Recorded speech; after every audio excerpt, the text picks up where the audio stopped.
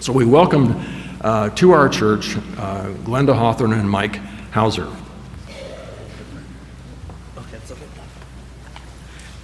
Good morning. You'll be happy to know that we have pared down our presentation to 38 minutes and 22 seconds. Just kidding. In all seriousness, being able to serve on the GA Committee of Representation for PCUSA is both an honor and a privilege to serve our Lord and to serve this denomination in this capacity, and I'm happy to be able to share some information with you.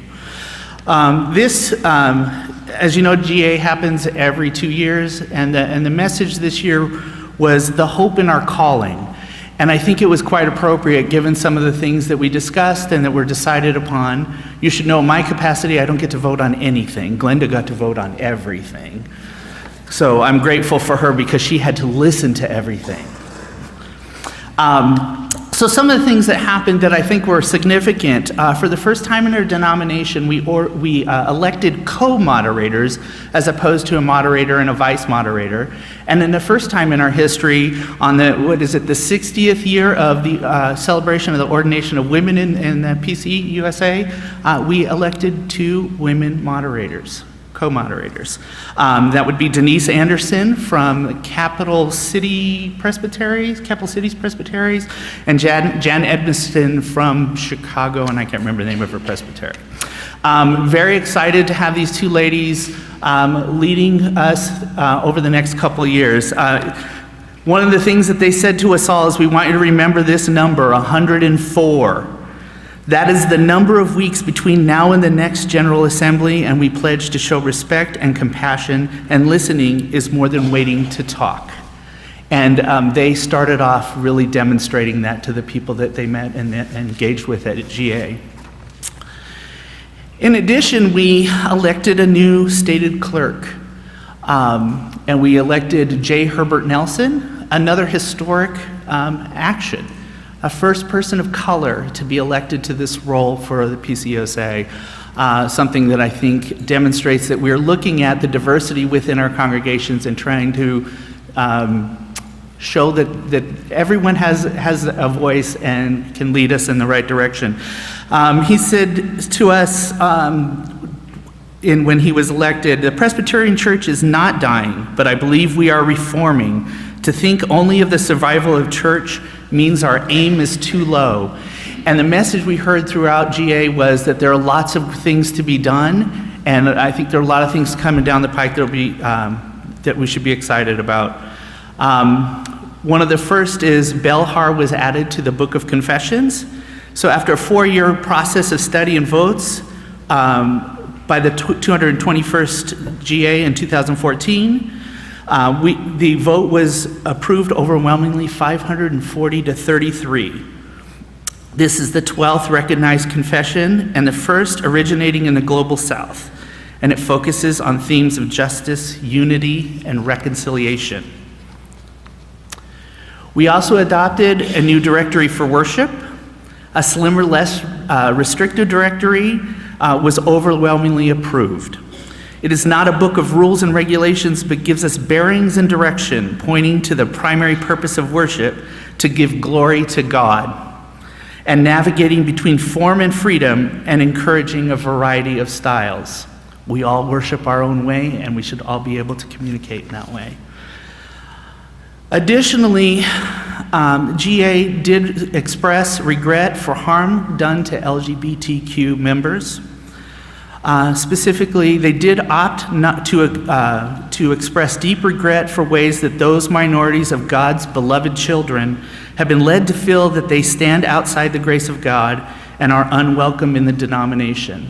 It was clear from GA that they did not want those members to feel disenfranchised, but included. Calling for deeper conversations about theological differences, the resolution passed by a vote of 463 to 51. And it calls upon Presbyterians to seek reconciliation and to reach out to those who have been marginalized. This was very popular. Teaching elder is out. Minister of word and sacrament is back in. There was an overwhelming consideration for that.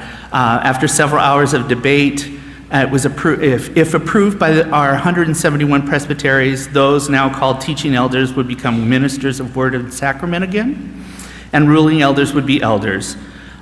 Commissioned ruling elders would be commissioned as pastors. At the previous GA, there was a decision to condense synods, to reduce the number of synods within the United States. This GA decided at a vote of 421 to 158 to say, we don't want to do that. So we're leaving things alone. I see shaking heads, yes. It goes back and forth. There was a minority report calling for the appointment of a special committee to move the reconfiguration process to continue taking a look. That was not passed by a vote of 380 to 196.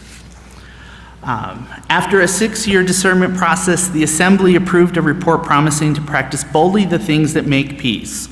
So risking peace in a violent world, affirmations for the Presbyterian consideration was ordered by the 219th GA in 2010 to seek clarity as to God's call to the church to embrace nonviolence as its fundamental response to challenges of violence, terror, and war. And it calls on all Presbyterians at all levels of the church to employ its insights to respond to and prevent violence on the local, national, and international levels through prayer, direct action, and advocacy. So stand up and do something. That's what they're saying. During our ecumenical worship, we were joined and actually led by Bishop Reginald Jackson of the AME Church. And he said something that I thought was important. He says, too many of us get alarmed by the numbers. How many are on our side? How many are on the other side? It's not about sides. The Lord has not called us to be popular. He's called us to be faithful.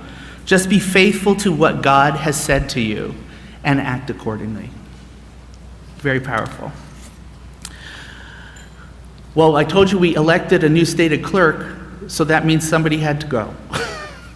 And that was Grady Parson. He retired after 37 years in the ministry, and we all, over 1,000 people gathered to celebrate his service to the church. And I think there's a mantra he shares with everyone as he goes through his day, and situations arise. There have been lots of controversial topics to talk about as a church. One of the things he says, and I think it's good for all of us, there will be a storm. Get in the boat, cross the lake. You will not die. That is supposed to be funny, thank you. There's nothing too big that we can't address if we're forthright about it and just do it. And so that's what he got to hear back to him, repeated back to him several times during dinner. He said, it's been a privilege to do this and to have you share your stories and be able to share these stories without the rest of the church. He said, just don't give up on this church. Don't. Grady later in the GA, with an apology, vows to keep children safe. The Assembly unanimously approved a comprehensive policy to protect children, youth, and vulnerable adults. And Grady did something rather bold that he probably didn't have to do, but was very moving. He offered words to Chris Schondelmeyer, a Presbyterian pastor from Toledo, Ohio, who was sexually assaulted by a chaperone at a National Presbyterian Youth Conference that was covered up. Grady said to Chris, he says, as stated clerk of the General Assembly, I want to offer you a public apology for what happened to you. I know how hard it was to find justice. I offer our commitment that his child and my grandchild will be safe. Very moving moment. I think it speaks to who we are as Presbyterians, that we want reconciliation, we want justice, and we want safety for everyone. And probably one of the bigger things that happened is we created new structure, because as Presbyterians, don't we love structure? By a vote of 480 to 86, commissioners authorized, and by the way, if you don't like that, she voted on it. I don't know how she voted, but it was her vote. Authorize the creation of a 12-member Way Forward Commission, which would have sweeping powers to study and identify a vision and for the structure and function of the General Assembly agencies of PCUSA. They also created a 15-member 2020 vision team to develop a guiding statement for the denomination and make a plan for its implementation. The hope, the Assembly Committee on the Way Forward said, is that the team will help us establish and reclaim our identity as the PCUSA. Before I turn it over to Glenda, I said there is so much to be done and so many ways to serve the church. There's so many things that we do in our local congregations and in our presbyteries. Like I said, I serve on the General Assembly Committee on Representation. We have the Polity Conference coming up in October. Big Tent is happening next summer in St. Louis. And then we'll be back at GA in 2018 in St. Louis. So it's close, folks. You could all join us.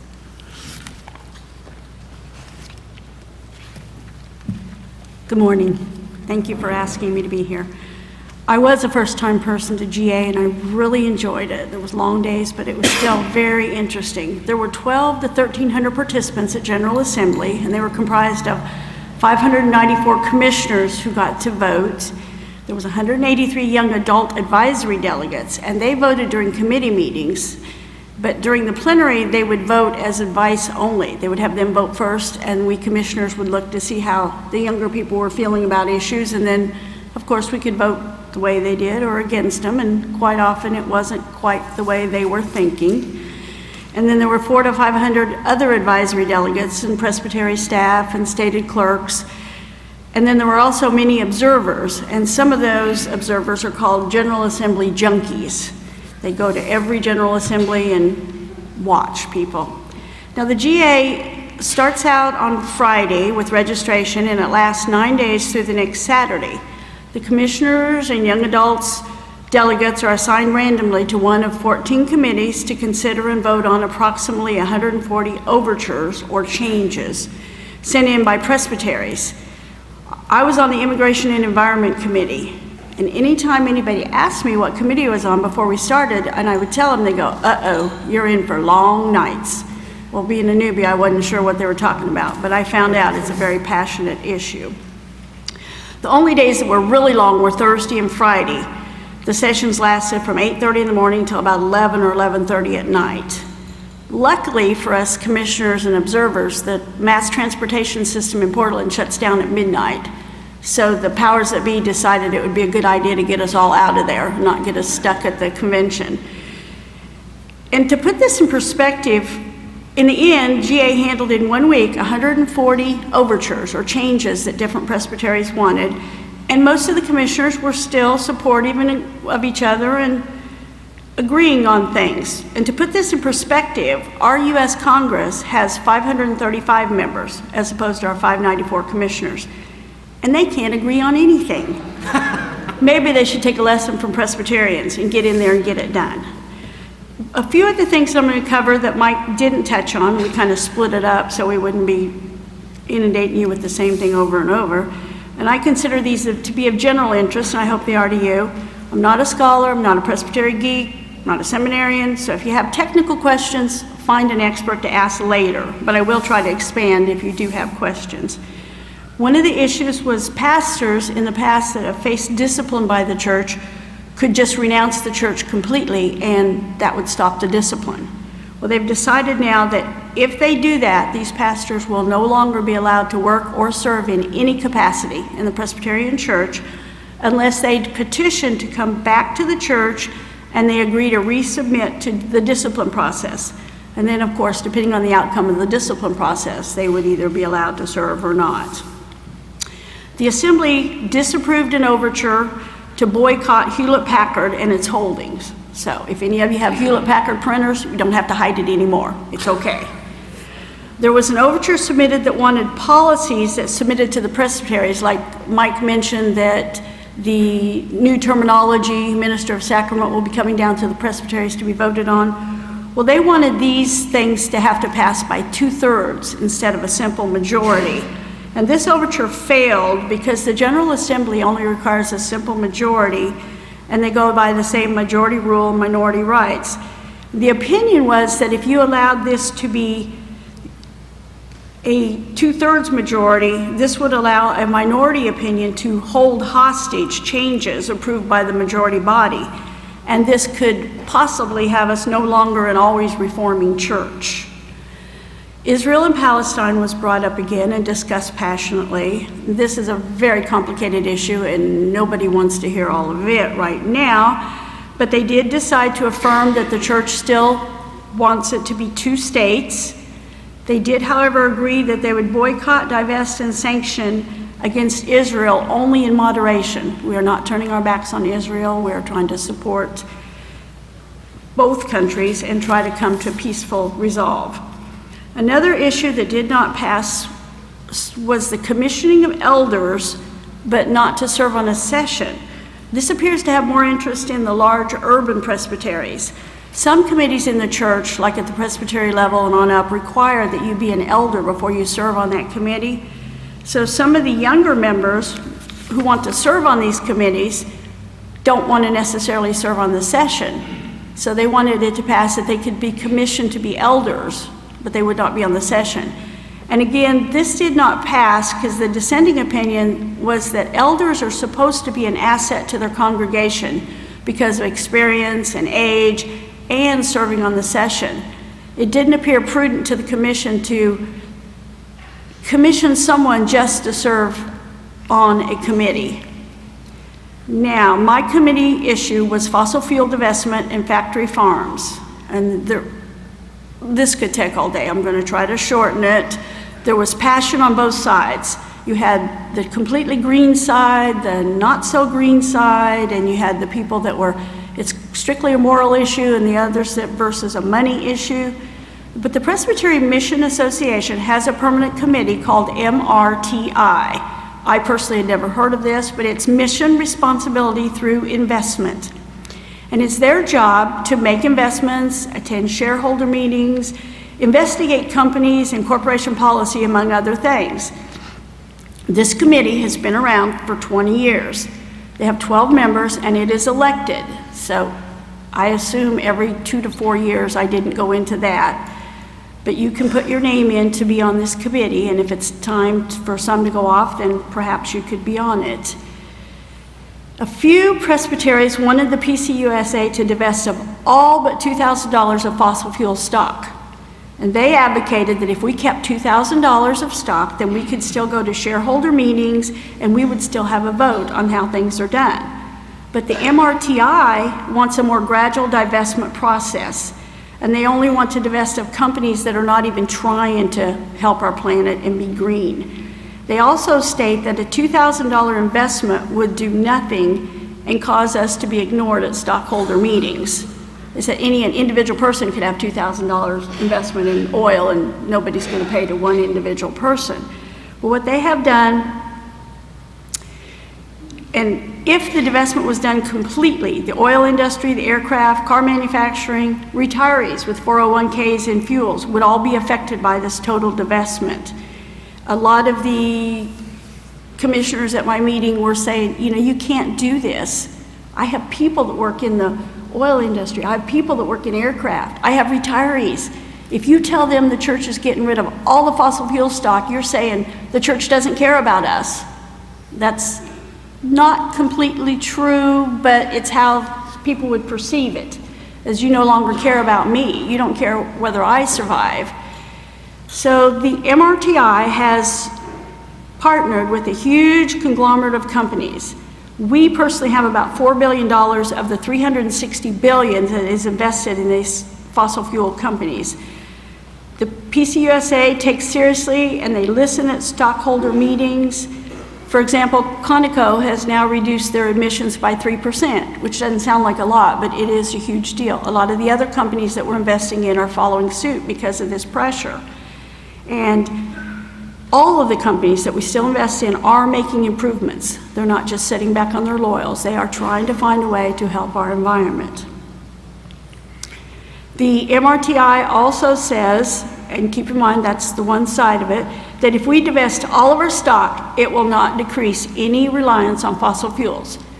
The country will go on just like it has. I don't care if the Presbyterian Church is invested in it or not, someone else will just pick up that stock.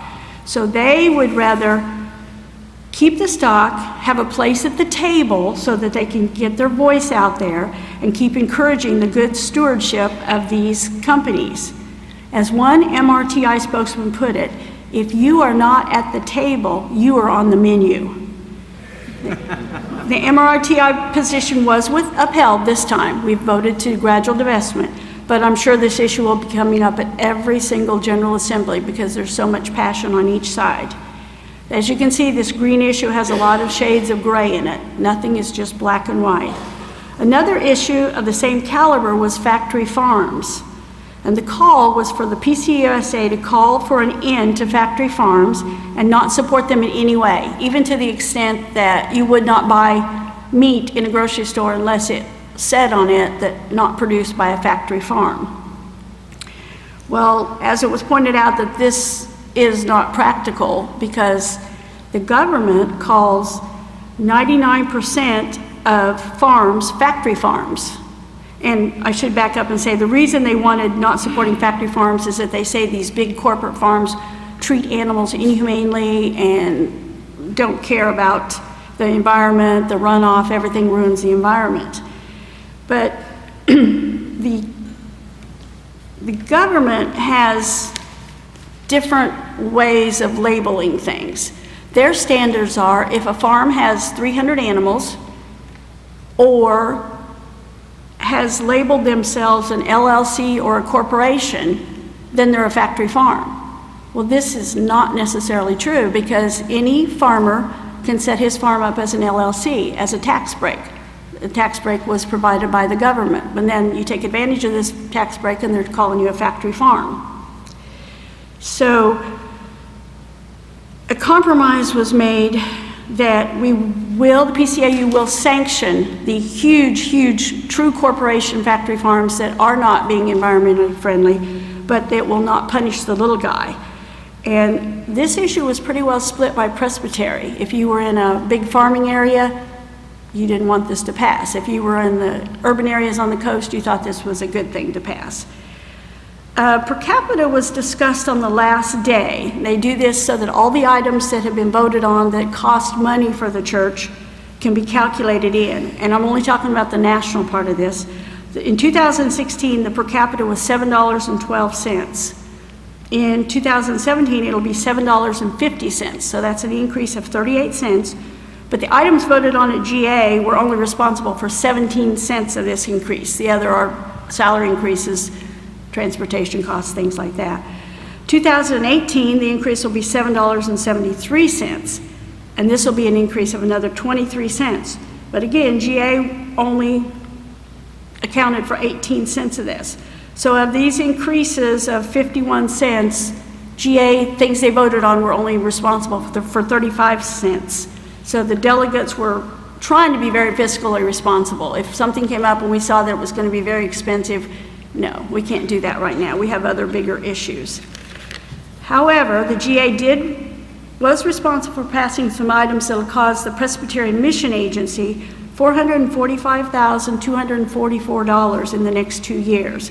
And these are mostly committees that are being required to set up to check things and oversee different areas. Well, the PMA does not have this leeway in their budget, so they are hoping that people will make donations on their website. Otherwise, they will be cutting some programs and possibly some staff because they have to make these resolutions pass. And as Mike said, the next General Assembly will be in 2018 in St. Louis. If you've never gone, think about it. It's long days and sometimes mind-numbing issues, but so worthwhile to learn more about our church and to see how so many people from all over the country can work together.